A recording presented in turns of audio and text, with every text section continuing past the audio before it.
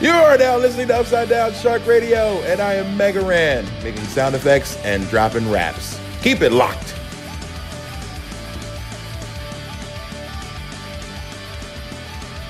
Hello everybody, and welcome to episode 33 of the Upside Down Shark Radio. As you can hear, my name is Tom Baker, and my balls have finally dropped. I don't know what that was.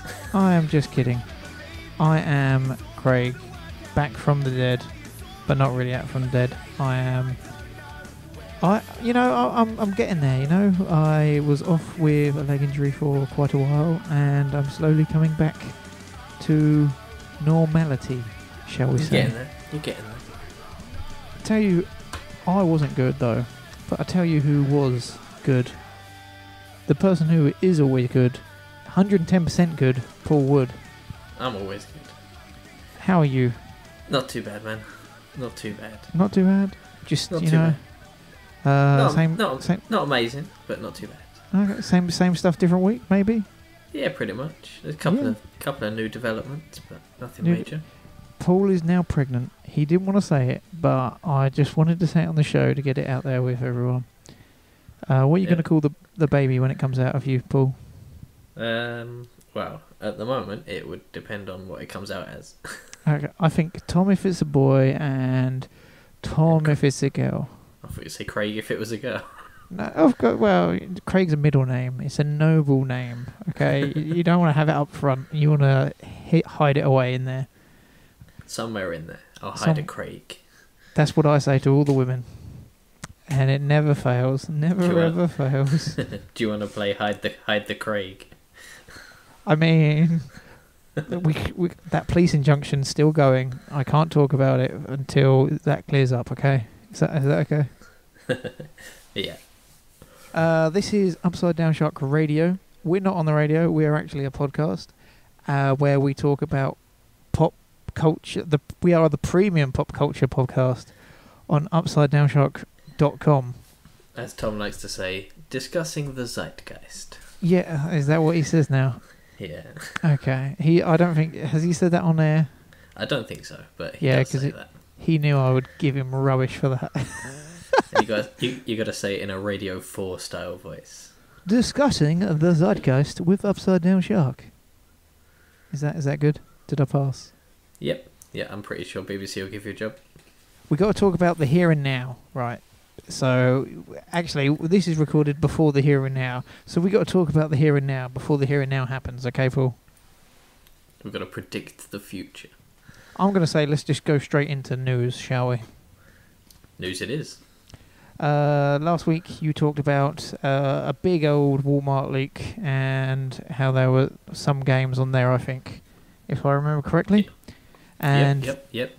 Then Walmart basically spoiling E3 before E3 happens. Of course.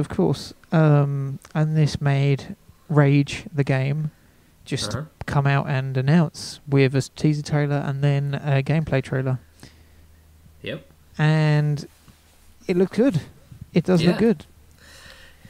Yeah, I was always in the thinking that the initial Rage game never really got much of a reception, but I think that's because it came out around about the same time as Borderlands and various other things in the same genre, and everyone just sort of ignored Rage. Just didn't give Bethesda the time of day on that one for some reason. I heard it had a strong opener, and it just went down and down and down after that. Like, it was a brown game, and that was pretty much my memory of it. See, that's pretty much my memory of Borderlands. Like, I played maybe an hour or two of Borderlands before I got bored of wandering around doing exactly the same thing. I would say Borderlands had a bit more charm, a little bit more character. It didn't help that I hated Claptrap. Well, you don't like nice things, as we've discussed before. With a passion. I literally spent 10 minutes trying to blow him up. But that's not very nice, okay? You can actually play as him in number 2, so... Or was it the pre-sequel? One of the two. I never played anything past the first one. Let's hope people aren't listening for our hot Borderlands takes. Rage 2, however, apparently it is... So the people behind it, Avalanche Studios, made the most recent Mad Max game, which is a pretty good open world Mad Max game. Okay. I've been chipping away at it bit by bit, and I enjoy it. And apparently they got halfway through Mad Max 2 development, and Warner Brothers shut it down. So, ever the opportunist, I believe Bethesda went, well, we've got this this little franchise called Rage, and how about we do a minor reskin? I mean, have you seen the trailer? I have, yes. It does look like, so the colour and the character that they brought out, obviously this is all conceptual at this point and we don't actually know, but I'm liking because of HDR and 4K, we're now getting away from dreary, like brown, greyish motifs, and now stuff has more colour. Yeah, everything, especially in post-apocalyptic, was almost sepia tone, wasn't it? But now we've got multicoloured flares, and people have Splatoon guns. Essentially, Yeah, and I didn't think I'd be looking forward to a Rage 2, but if you base on those trailers, then I'd be like, yeah, that looks okay. Yeah, it looks pretty playable. And Andrew WK is probably going to get some good royalties from that on repeat all the time, I presume. Yep. And rightly so. The man is a genius. Of course. Do you have any news of this week? Sticking with the gaming news, obviously the Call of Duty Black Ops 4 trailer dropped. Yes. Not just a trailer, like loads of information. Yeah, it's like a massive, like, this is what the gameplay is. And it to be fair, it did look just like Overwatch. Well, at least, do you like Overwatch? I can't say I played it. Okay. Well, it doesn't have a single-player campaign. Do you like single-player campaigns? I do very much. Well, don't buy this Call of Duty, Paul. Do you know why? Because it's Call of Duty, and they haven't made a playable game since Modern Warfare 2. Okay, well, I feel like, as this is a guns game, you are firing shots right now. But it's not going to have a traditional single-player campaign. So, if you're one of those people that like stories in Call of Duty games, this one isn't going to have a proper one. How do you feel about that? Everything seems to be gearing towards just making a multiplayer. Just everything's just multiplayer, online, MMOs. I feel it's the bigger franchises, really, isn't it? The Activisions, the EAs. Like, yeah. It's good that Ubisoft aren't technically going that way yet. Yeah, it's nice to see titles like we said, God of War is essentially the opposite. It is a story-driven single-player campaign. Do you think that's going to be the title of this episode, in all caps? Call of Duty Black Ops 4, no single-player. Is that Probably. What Tom's going to call knowing it? Tom, yeah. So, the first time I mentioned PlayerUnknown's Battlegrounds to you, you were not aware of it. Are you aware of it now? I am aware of it. I still never played it. Okay. Do you know that Fortnite did a similar game when compared to PlayerUnknown's Battlegrounds? I'm aware, but never played it. So you've definitely heard of Fortnite, yes? Yes. Because I think everyone has at this point. Yes. So Black Ops 4 are doing a Battle Royale mode as well. And they are calling it Blackout. How does that make you feel? We don't need reskins of the same game. I think that this Battle Royale thing, it's got a good, a good grasp. It's fun, and if different developers take a different crack at it and bring something new to it, that'd be good. Yeah. My pitch, right? So stay with me here. Do you remember the PS1 car game Demolition Derby? Of course. 100 cars drop onto a map, Demolition Derby style, and the last one, obviously with a good car, is the winner. But like a massive map, like Fuel. But you can have bombs, you can have spike traps, you can Yeah. obviously just crash into them Burnout style, and the last one wins Basically, death race, but without MMO. Jason Statham. If it hasn't got Jason Statham, I'm out.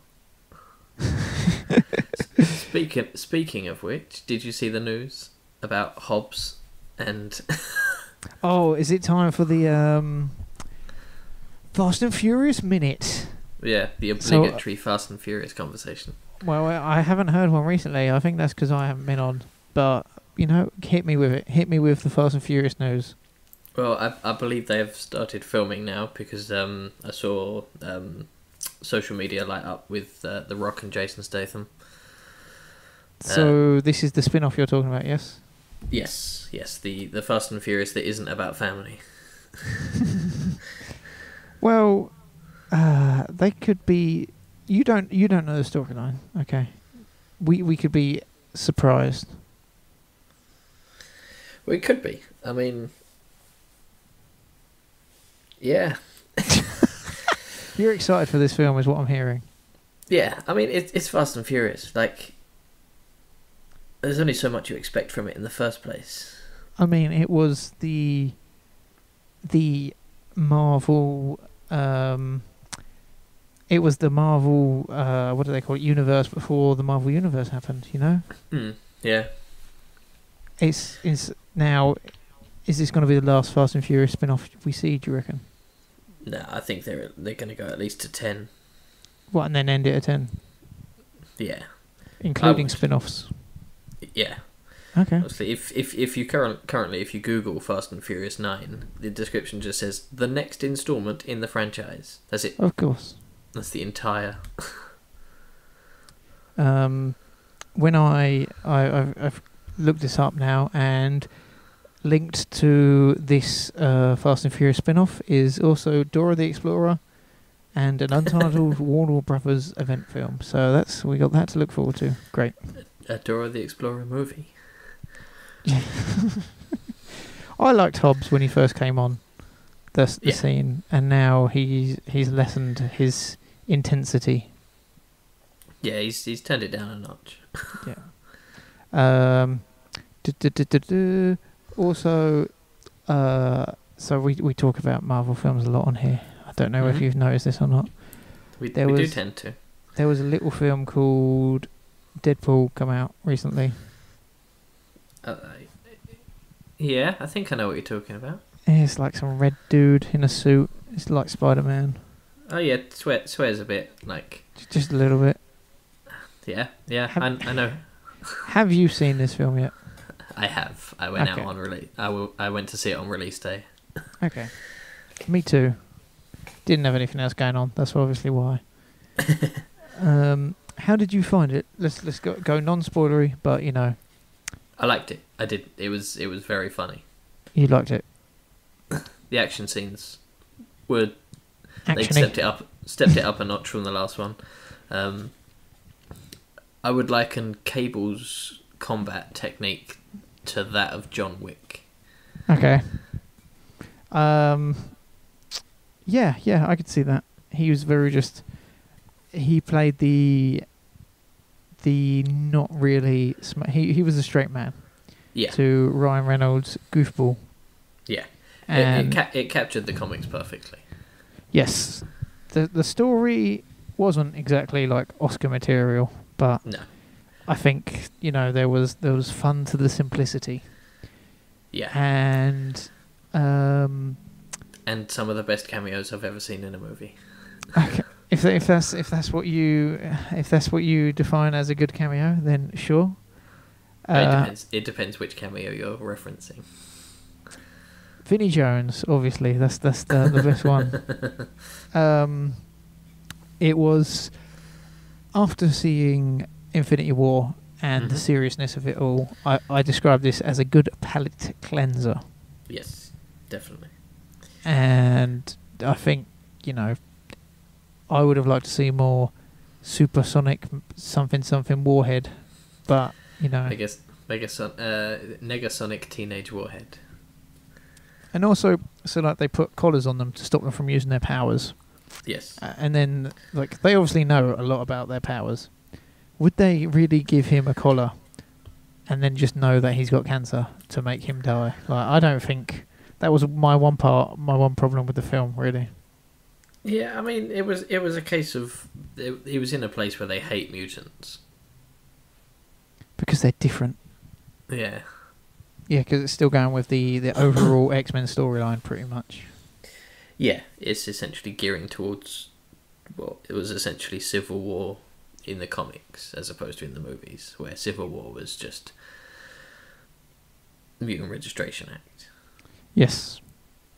It's a good film. I'd recommend people go and see it. Maybe very when much. all three of us to get together, we'll do a spoiler cast or something of it. Yeah, Does that sound good? definitely. Presuming Tom's seen it. I hear he's really into DP. That's just what I heard. I don't know the context or anything, but I think you may have misconstrued the message. that's what he told me. I don't know what he meant. He is in, where is it, Prague at the moment? Probably. Do we know that for sure? That's what we've been told. Okay. With their budget energy drinks. We love you, Tom. With that, shall we go for our track of the week? Yeah, what are we listening to this week, Craig? That is a good question. If it was me, I would play Barbie Girl by Aqua. But it's not me. And I will look through my notes. Nope, Tom didn't leave a message of what the song is. So we'll do an incredibly vague cutaway. Yep, and here is the track of the week. This week's track of the week is Target Practice by Fight for Friday. Check them out.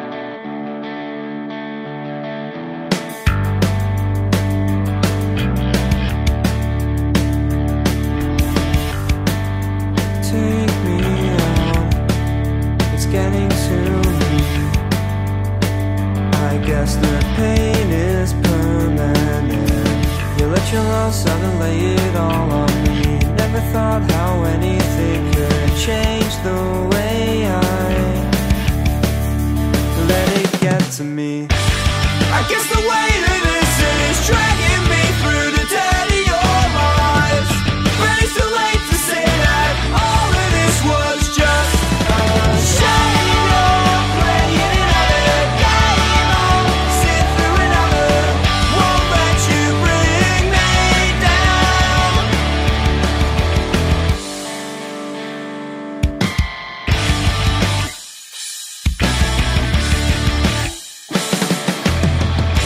Won't bend over backwards for you not staying fixed in the same place. You're running all chase, gathered grip, 'cause I'm coming for you. It's funny how you think you got it sorted when you ain't got shit going on. Don't count your blessings. I guess the weight of this is dragging me through the dead of your eyes. But it's too late to say that all of this was just a shame. You're playing another game, I'll sit through another. Won't let you bring me down.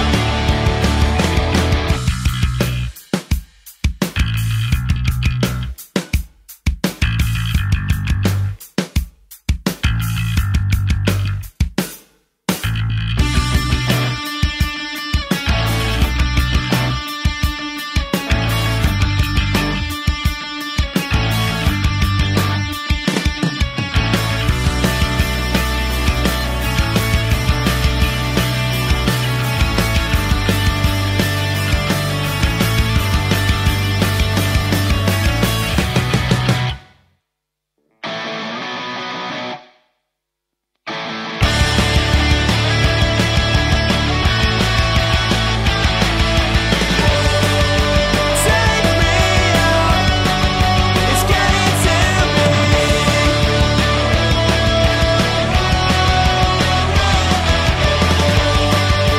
Take me out, it's getting to me. It's getting to me. You can find Fight for Friday at facebook.com/fightforfriday. to hear more of their pop punk rock bombastic tunes. Hi, this is Frank Turner, and you are lucky enough to be listening to Upside Down Shark Radio. And that was our track of the week. I think you picked a blinder there, Tom. I picked the song, not Tom. Give me praise. It was... Could that be the best? It may well be. Have you and Tom made the playlist yet for all of our previous tracks of the week? We have not yet. Okay. Do you both have Spotify? Yes. I'll do the Apple Music one. You do the Spotify one. I should do a Spotify one. That's good. I like that. And then you can judge for yourself if that was the best track of the week or not. Absolutely. We'd be interested to see what you think. Leave a comment. Leave a comment in the section below. Yep. We must refer to them as comments from now on. Comments. Because they're blazing opinions. We. So Xbox revealed this accessibility controller recently. Have you seen the pictures of this? I've not, no. So it is mental, this thing. It's like 2 big round pads and like just it's a big controller pretty much. Okay. And on the back is 3.5 jacks for every button. So you can pretty much plug anything into this thing and it'll work. So let's just say, for instance, because obviously I haven't been able to walk, I have been seeing life through a different lens. Uh-huh. And looking at this controller, it is mental the things you can do. Like, if people can't use their hands, they can plug in different jacks and be like, they can blow stuff. And by blowing it, it will activate the A button. And I don't really know what I want to talk about with this, but I just think it's good that you can get all different type of people playing video games. Yeah, no, that's a good shout. Obviously, it's going to open up the world of gaming to a whole new audience that could never previously play it. And the more people playing games, the better. Exactly. So long as like the online community, you know what they're like. I don't know what you... Excuse me, fellow person there. How are you? I could tell that you're blowing because of the way you're playing. That sort of thing. Yeah.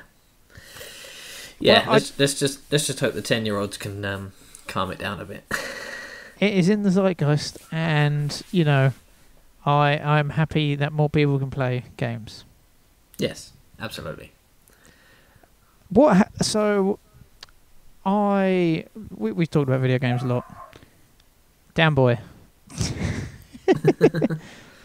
I have been going back in the archives, and because obviously I've been at home with the leg doing not a lot. I've been like Burnout Revenge was backwards compatible recently, and a very good Burnout game before Paradise came along. Yes, very much. Do you remember traffic checking? Yes, yeah, you knock people into incoming traffic. Yes, they took that away in Paradise, unfortunately. Yeah, I never really played that much Paradise because it just didn't feel as good. The thing playing all these old games, some of the soundtracks are still like in place. The rights are still there. Yes. And then you go and look up some of these bands, and they're not together anymore, and it makes me sad. So I would just like to give a shout out for Billy Talent for still being there after all these years, still being the only band really out of that soundtrack that I like. Yeah, I'm trying to think of anything specific off of the Burnout soundtrack. Go Betty Go. No? That wasn't me. What else was there? There's Avenged Sevenfold. You ever heard of them? Avenged Sixfold. I don't get that joke. Can you explain? One less of them now. Oh, too soon. Too soon, Paul. That was in poor taste. Savage. So, I have also been watching Marvel Agents of S.H.I.E.L.D. Yes. Good show. Good. Have you? People keep saying that to me, right? Have you've seen all of them? Have you? Yes, I am completely up to date. Okay, so I'm probably just over halfway of season 1, Okay. and so Coulson, he dies in the Mhm. films. Yes. Now he's mysteriously here in this TV Uh-huh. show, and I guess this first season's about his death, Yes. from what I can tell. But everyone keeps telling me this. Sorry, what? I was gonna say, yeah. He thinks he's been on an island in, is it Haiti? Tahiti? Tahiti, yes. Yeah. It's a magical Tahiti. place. It's a magical place. Yeah. It's a magical place. That is a good joke, because every time someone mentions Tahiti, he says that. Yeah. Just like it's like the first BioShock. Would you kindly? Yeah. One of the that makes that game so memorable for me. So people have been saying like it gets mental because they have to react to the films. So like Yes. season 2 takes place after Captain America and Shield are part of Hydra and whatever. Then season 3, I don't know what happens there, but I hear they're on season 4 now. Either 4 or 5. I lose track. Yeah. But yeah, they keep up with like the Sokovia Accords and Yeah. basically all the events of the movies. And then the most recent one, the last couple of episodes have mentioned that Thanos is coming to Earth and like the stuff's going down in New York already. Okay, because where I'm at right now, it's a bit of a drag if I'm honest. Like Series 1, in all honesty, is the weakest series. because I love Ghost Rider. He turns up eventually, I hear, and now I hear they're on space or something, and Yes. there's the Inhumans somehow tie in, although that's bad. But from what I hear, did you ever watch Inhumans? I unfortunately watched the entire series. Really? I did, yeah. And when did you know it wasn't good? By the end of the first or second episode. Basically, one of the main characters, Medusa, her entire inhuman power is that she can control her hair. That's a good. Yes. Okay. Like it's an arm, or each hair is an individual limb. That's interesting. Yeah, but yeah, which is there's so many possibilities. Like maybe half an hour into the first episode, she gets her head shaved. That's good. I like that. Thus taking her out of the series almost entirely. Not even ironically, like they do it super seriously, do they? Yeah, because they know that like she's powerful with her hair, so that when they're overthrowing the throne, they shave her head, and then she has to become a more well-rounded person. So, going back to Deadpool 2, one mutant's ability was luck, and Correct. it got me thinking. The simpler the power, the easier it is to convey on the screen, right? Yeah. Like that as soon as she said she's lucky, for the rest of the film, lucky stuff happens, and you're just like, that makes sense. Yeah. So, some woman who can control her hair, you think like that's an easy one to do. No, they didn't want to broach that subject at all. No. No, apparently not. Like, yeah, I don't even know. Like they had one of the guys from the Misfits was in it. Okay. And yeah, Black Bolt, who is widely known as an incredibly powerful Inhuman, in that his voice, a single whisper, can crack the world. So he has to be silent, and I will give it. His performance was fantastic. The guy who didn't say anything. Yeah, the one guy who didn't say a word for the entire series. I think people just think of Inhumans as like a budget X-Men, and I feel like there's always going to be negativity around them anyway. Yeah, essentially. It ended with them all living in Hawaii, so okay. they basically their home on the moon was destroyed, so now they're all in Hawaii. Not Tahiti. No, not Tahiti. They're just on Hawaii. As you so do. I'm not sure where they're going to be picked up or what. Never meant they're just stranded on Hawaii. Yeah, maybe Thor goes on vacation and realizes, oh wait, there's some half of the population of Hawaii is now inhuman.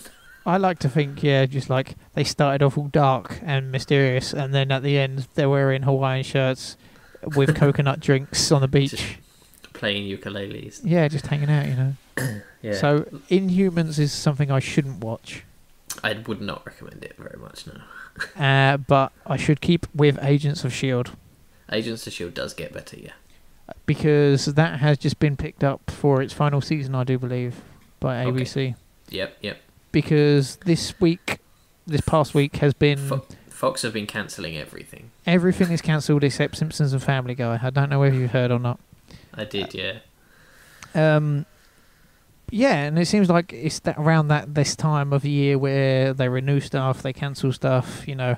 We know what's what and what's not. Yeah. And Brooklyn Nine-Nine was not. Apparently it was not, until the internet erupted and said it really is. It really is something. What are you doing, Fox? Yeah, it's like one of the most popular shows in the world, and Fox decided to cancel it. Do you know who picked it up? I believe NBC? I believe it is NBC. But I can only accept your first answer, so you're wrong. Sorry. Yes, NBC picked it up for another season, and I guess they'll be going season to season like normal TV shows do anyway. Yeah.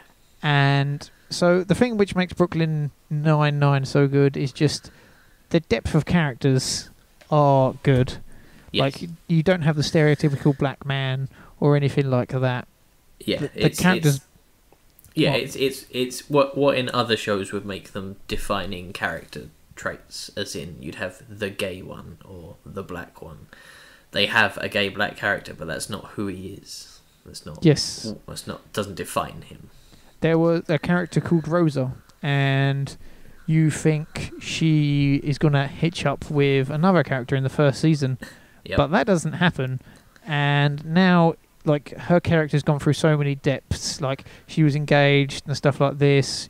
She's had some family issues, and now she's come out as bisexual, and that's just some things that you don't get in normal TV programs. No, but it was also the fact that when she announced that she was bisexual, like, it wasn't a big deal either. Like, nobody went, "Oh my god, you're bisexual," and had a whole episode dedicated. Yeah, there was no gasp moment. Everyone just went, "Oh, okay." Yeah, and it's not a very Fox program, is it? Because it just seems very open-minded and stuff like that. Especially not now they're owned by Disney. They're not yet. They're not there yet. Yeah, and Terry Crews, just an awesome guy, I'd say, in my own opinion. He Bedlam said in the new Deadpool. Yep, he does his role very well. One of the standouts of the whole film, I would say. He said the one reason that they got picked up was by Mark Hamill. Did you hear about this? I did not, no. He said, so obviously they got news that it was cancelled and that, you know, other studios were looking to pick it up. But he said when Mark Hamill tweeted out, "No, how can they cancel Brooklyn Nine-Nine?" Apparently that's when NBC found out and wanted to pursue it. So, you know, Mark Hamill's a good friend to have, I guess. Yeah. Is the moral of that story. I'd imagine. Well, he's just been in the most recent episode of The Big Bang Theory as well. Oh, his career's gone downhill, in my opinion, now then. Jesus, why? That's another thing that also got renewed, is Big Bang Theory. It's Chuck Lorre. Like, if Chuck Lorre wants to print money, he can. Like. Yeah, but so he does 2.5. He did 2.5 Men, didn't he, as well? He did, yes. What was the other one? Does he do the I forget the other one. Young Sheldon? Oh, does he do Young Sheldon as well? Yeah, it's a spin-off of Big Bang Theory. Of course it is. Well, good for him making money. Yeah, Chuck Lorre is one of those guys in the industry where if he goes, "I want this series to last forever," it just will, regardless of whether nobody's watching it or E4 put it on 18 times a day. So you're saying it's Chuck's Law? It is. Yeah, you like that? Do you like that? It is Chuck's Law. Not even Matt Groening can do that. No. I'm ready for Futurama to come back and be cancelled again. All right. Yeah, I mean, like, it's Netflix could just pick up Futurama. Apparently, so this is why I heard Brooklyn Nine-Nine didn't get picked up by Netflix, is because they want permission to previous seasons as well. Okay. Where Fox own Brooklyn Nine-Nine, they Mhm. would want to stream it on their future streaming service. Yeah. So, like, as like Arrested Development and Breaking Bad, and then the spin-off, you can watch all of them on Netflix, can't you? Yeah. Huh? If they were to get Brooklyn Nine-Nine, they wouldn't have permission to the other seasons as well. But Brooklyn Nine-Nine is already on Netflix. Is it? Yeah. Oh, in this country it is. Yeah, I can see that. But it might be. Yeah, it might be a border dispute. Yes. So, like, when I went to Amsterdam, I was able to watch Family Guy on Netflix. Yeah. And yeah, so like different countries have different rules, don't they? Yeah, it's basically the reason why we can't watch Raw on the WWE network. I think, if I remember, that's something completely different. It's because Sky have exclusivity rights I to thought- broadcast in the UK. On the network, you can't watch Raw anyway. Yes, that's correct. Yeah. It's just Netflix are doing something good by having all these programs.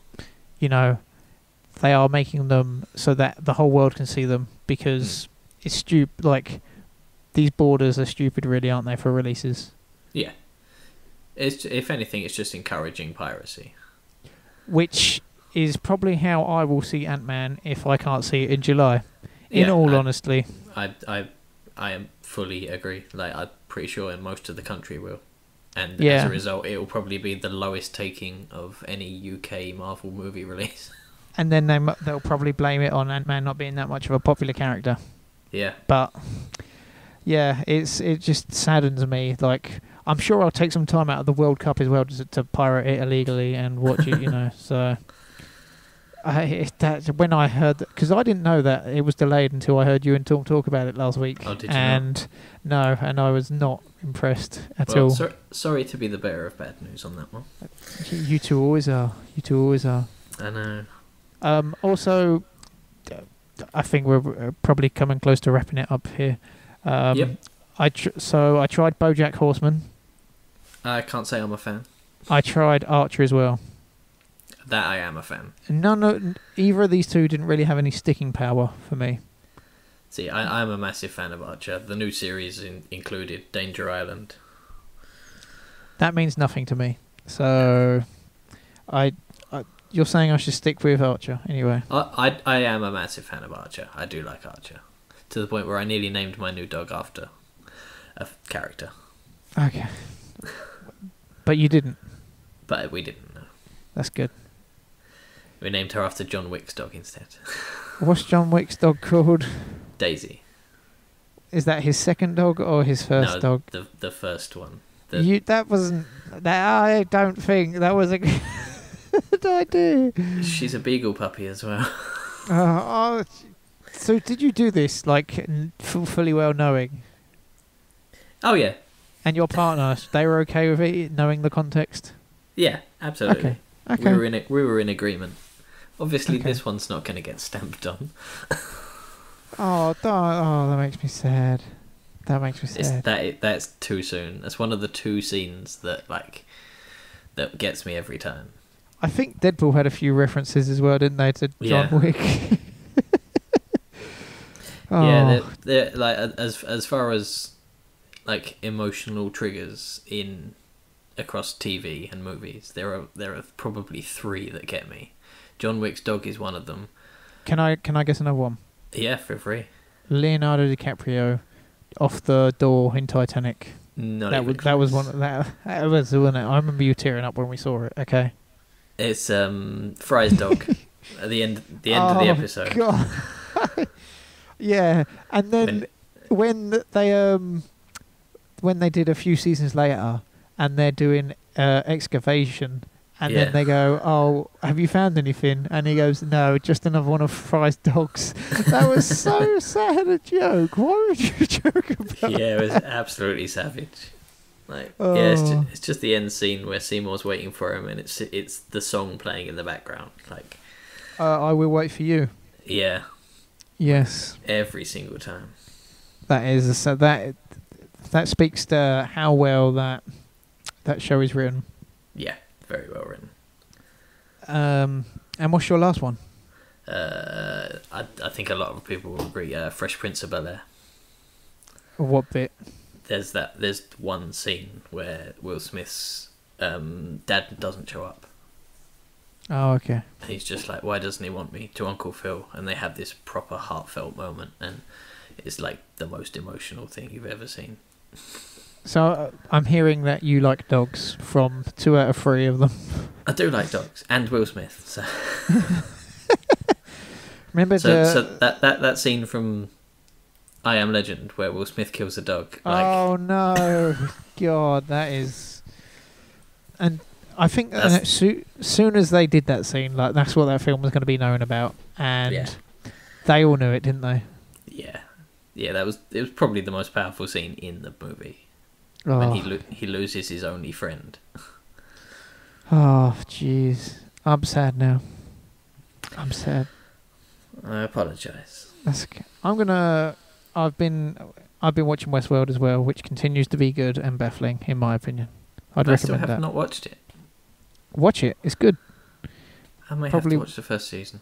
I've watched the first season twice, and aside from The Simpsons and Futurama, I don't really do that. So No, that's a rarity. yes, I think that's going to do it for episode 33 of Upside Down Shark Radio this week. Sounds good. Yeah, I hope to be back more now as I can. So leg update time. I can walk hobbly like myself. John Wayne style. Yes, I better edit that bit out. Just wear a cowboy hat, you'll be fine. I do have a cowboy hat actually as well. So, but I still can't bend my leg really that well. So, this mobility will allow me to, let's just say, take a bus somewhere or something like that. So hopefully I will be able to join in with your and Tom's tomfoolery Beautiful. in the future. Yeah, and if not, we'll come to you. Oh, I love it when people come to me. Oh. So good. Till next time, I will see you in the future. I will see you in the near future. Goodbye, Mr. Good. Goodbye, Mr. Craig. Goodbye. Goodbye, everybody. Go and hug your dogs. Yeah, hug your dogs and your Will Smiths, and we'll see you next time. See you later. I've been Craig. I'm still Paul. Goodbye. Bye.